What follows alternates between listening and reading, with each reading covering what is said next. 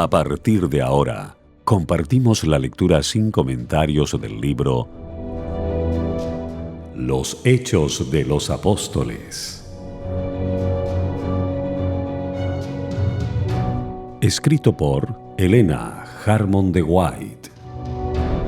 Capítulo 8. Ante el Sanedrín.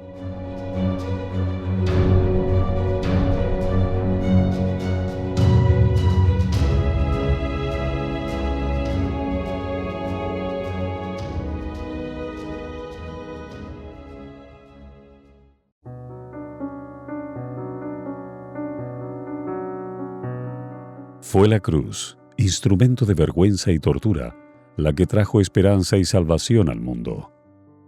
Los discípulos no eran sino hombres humildes, sin riquezas y sin otra arma que la palabra de Dios. Sin embargo, en la fuerza de Cristo, salieron para contar la maravillosa historia del pesebre y la cruz y triunfar sobre toda oposición. Aunque sin honor ni reconocimiento terrenales, eran héroes de la fe. De sus labios salían palabras de elocuencia divina que hacían temblar al mundo.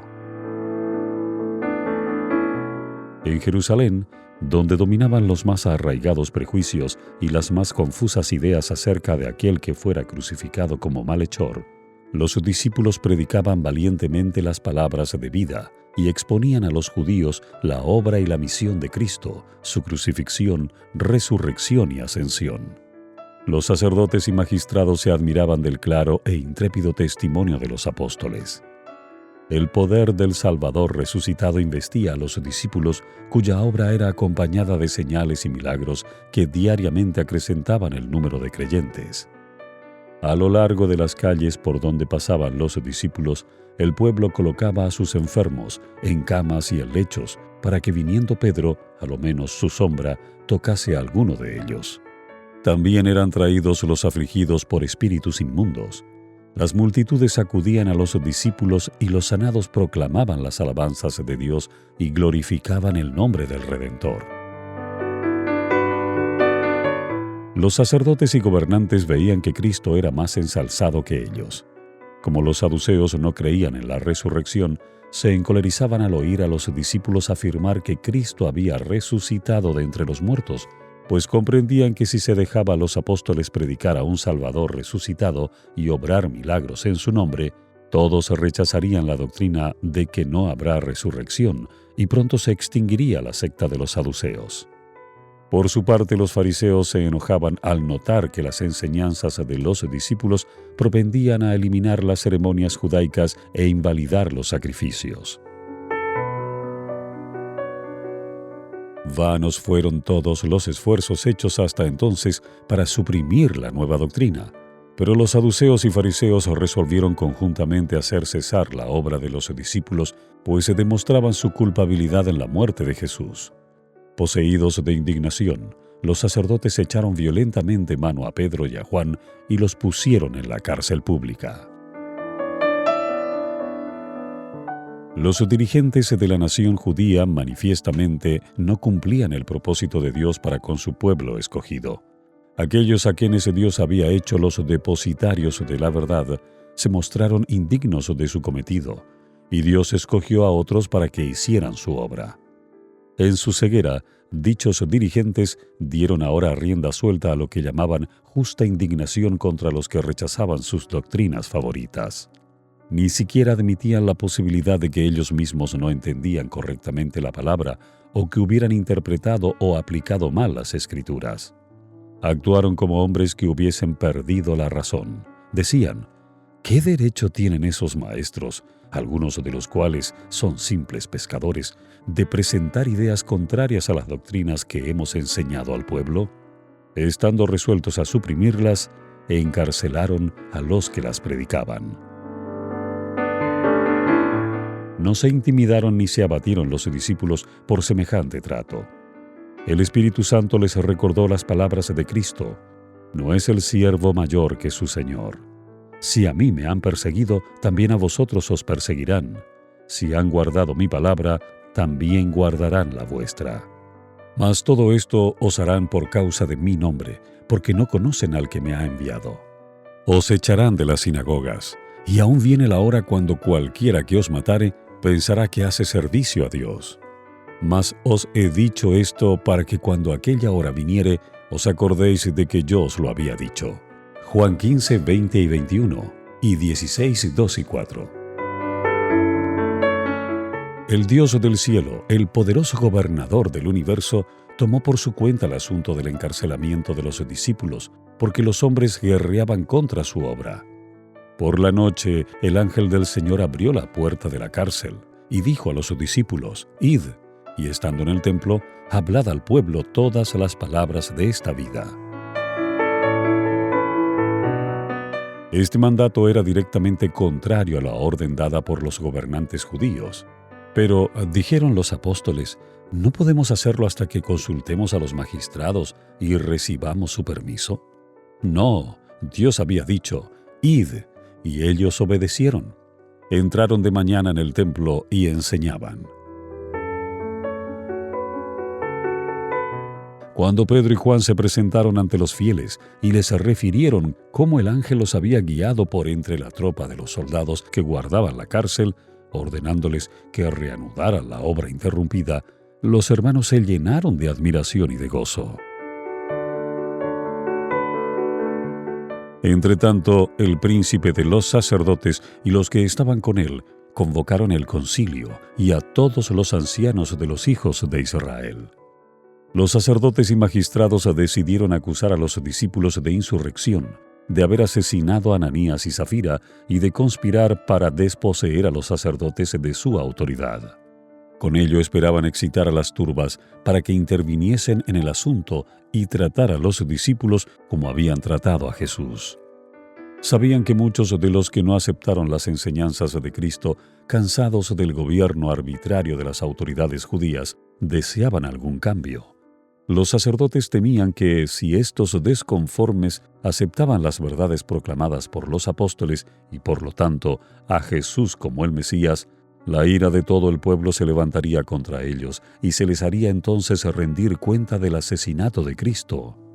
Decidieron tomar vigorosas medidas para evitar esto. Cuando enviaron por los presos para que comparecieran ante su presencia, grande fue el asombro general al recibirse la noticia de que se habían hallado las puertas de la cárcel cerradas con toda seguridad y a los guardas delante de ellas, pero que los presos no aparecían por ninguna parte. Pronto llegó este sorprendente informe. He aquí, los varones que echasteis en la cárcel están en el templo y enseñan al pueblo. Entonces fue el magistrado con los ministros y trájolos sin violencia, porque temían del pueblo ser apedreados. Aunque los apóstoles fueron milagrosamente libertados de la cárcel, no se libraron de la indagatoria y el castigo. Cristo les había dicho estando con ellos: mirad por vosotros porque os entregarán en los concilios. Marcos 13:9. Al enviarles un ángel para libertarlos, Dios les dio una muestra de su amor y una seguridad de su presencia. Ahora les tocaba a ellos, por su parte, sufrir por causa de aquel cuyo evangelio predicaban. La historia de los profetas y apóstoles nos ofrece muchos nobles ejemplos de lealtad a Dios. Los testigos de Cristo han sufrido cárcel, tormento y la misma muerte antes de quebrantar los mandamientos de Dios. El ejemplo de Pedro y Juan es heroico cual ninguno en la dispensación evangélica. Al presentarse por segunda vez ante los hombres que parecían resueltos a destruirlos, no se advirtió señal alguna de temor ni vacilación en sus palabras o actitud. Y cuando el pontífice les dijo: ¿no os denunciamos estrechamente que no enseñaseis en este nombre? Y he aquí, habéis llenado a Jerusalén de vuestra doctrina y queréis echar sobre nosotros la sangre de este hombre. Pedro respondió: es menester obedecer a Dios antes que a los hombres. Un ángel del cielo los había librado de la cárcel y ordenándoles que enseñaran en el templo. Al seguir sus instrucciones, obedecían el divino mandato, y así debían proseguir haciéndolo a pesar de cuantos impedimentos encontraran para ello. Entonces el espíritu de la inspiración descendió sobre los discípulos, Los acusados se convirtieron en acusadores, inculpando de la muerte de Cristo a quienes componían el concilio. Pedro declaró: «El Dios de nuestros padres levantó a Jesús, al cual vosotros matasteis colgándole de un madero. A éste ha Dios ensalzado con su diestra por príncipe y salvador, para dar a Israel arrepentimiento y remisión de pecados. Y nosotros somos testigos suyos de estas cosas, y también el Espíritu Santo, el cual ha dado Dios a los que le obedecen». Tan airados se pusieron los judíos al oír estas palabras que resolvieron juzgar por sí mismos, y sin más proceso ni consentimiento de los magistrados o romanos, condenar a muerte a los reos. Culpables ya de la sangre de Cristo, ansiaban ahora mancharse las manos con la sangre de los discípulos.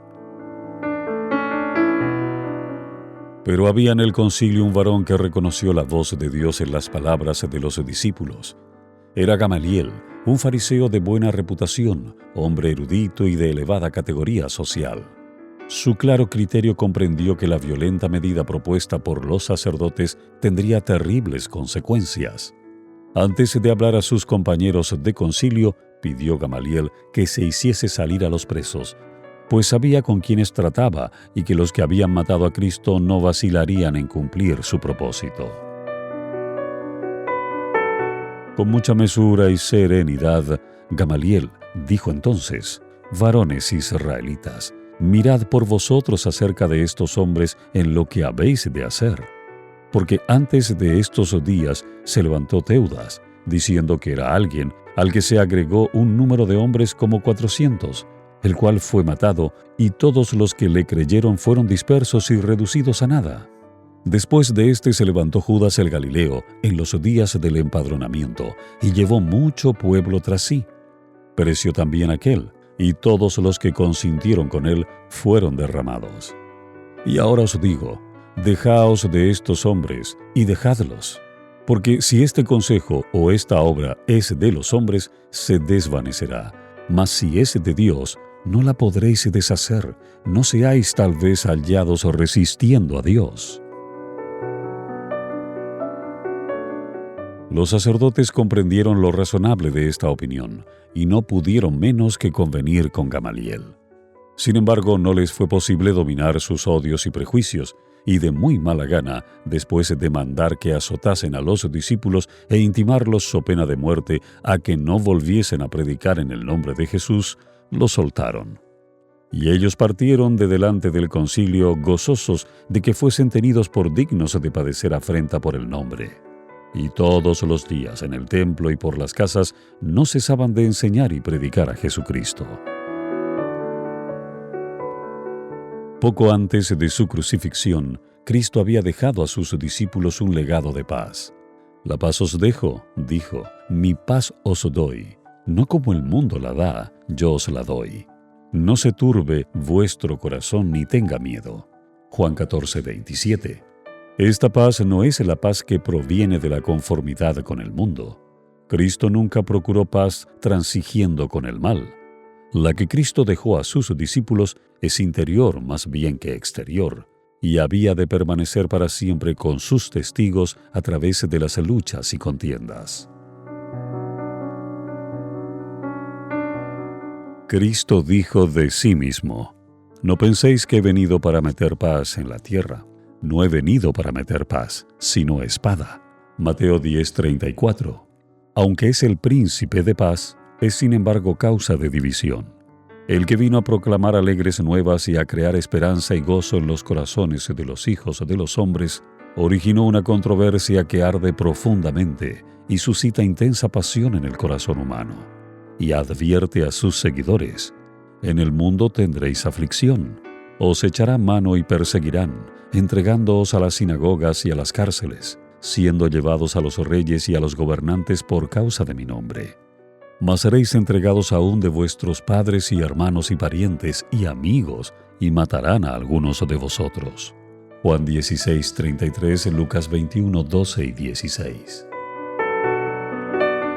Esta profecía se ha cumplido de manera notable. Todo ultraje, vituperio y crueldad que Satanás pudo inventar e instigar a los corazones humanos se ha dirigido contra los seguidores de Jesús. Y esto se cumplirá de nuevo de un modo notable, porque el corazón carnal está todavía enemistado contra la ley de Dios y no quiere sujetarse a sus mandamientos. El mundo no está más en armonía hoy con los principios de Cristo de lo que estaba en los días de los apóstoles. El mismo odio que inspiró el grito, «Crucifícale, crucifícale». El mismo odio que condujo a la persecución de los discípulos obra todavía en los hijos de desobediencia. El mismo espíritu que en la Edad Media condenó a hombres y mujeres a la cárcel, al destierro y a la muerte, que concibió la aguda tortura de la Inquisición, que planeó y ejecutó la matanza de San Bartolomé y los autos de fe de Smithfield, está todavía obrando con maligna energía en los corazones no regenerados. La historia de la verdad ha sido siempre el relato de una lucha entre el bien y el mal. La proclamación del Evangelio se ha realizado siempre en este mundo, haciendo frente a la oposición, los peligros, las pérdidas y el sufrimiento. ¿Cuál fue la fortaleza de los que en tiempos pasados padecieron persecución por causa de Cristo? Consistió en su unión con Dios, con el Espíritu Santo y con Cristo. El vituperio y la persecución han separado a muchos de sus amigos terrenales, pero nunca del amor de Cristo. Nunca es tan amada de su Salvador el alma combatida por las tormentas de la prueba como cuando padece afrenta por la verdad. «Yo le amaré y me manifestaré a él», dijo Cristo. Juan 14:21. Cuando el creyente se sienta en el banquillo de los acusados ante los tribunales terrenales por causa de la verdad, está Cristo a su lado. Cuando se ve recluido entre las paredes de una cárcel, Cristo se le manifiesta y le consuela con su amor. Cuando padece la muerte por causa de Cristo, el Salvador le dice: «Podrán matar el cuerpo, pero no podrán dañar el alma. Confiad, yo he vencido al mundo». Juan 16:33. «No temas, que yo soy contigo. No desmayes, que yo soy tu Dios, que te esfuerzo. Siempre te ayudaré, siempre te sustentaré con la diestra de mi justicia». Isaías 41:10. Los que confían en Jehová son como el monte de Sión, que no deslizará, estará para siempre. Como Jerusalén tiene montes alrededor de ella, así Jehová alrededor de su pueblo desde ahora y para siempre. De engaño y de violencia redimirá sus almas, y la sangre de ellos será preciosa en sus ojos. Salmos 125, 1 y 2 y 72, 14. Jehová de los ejércitos los amparará, y los salvará en aquel día Jehová su Dios, como a rebaño de su pueblo. Porque serán engrandecidos en su tierra, como piedras de corona. Zacarías 9, 15 y 16.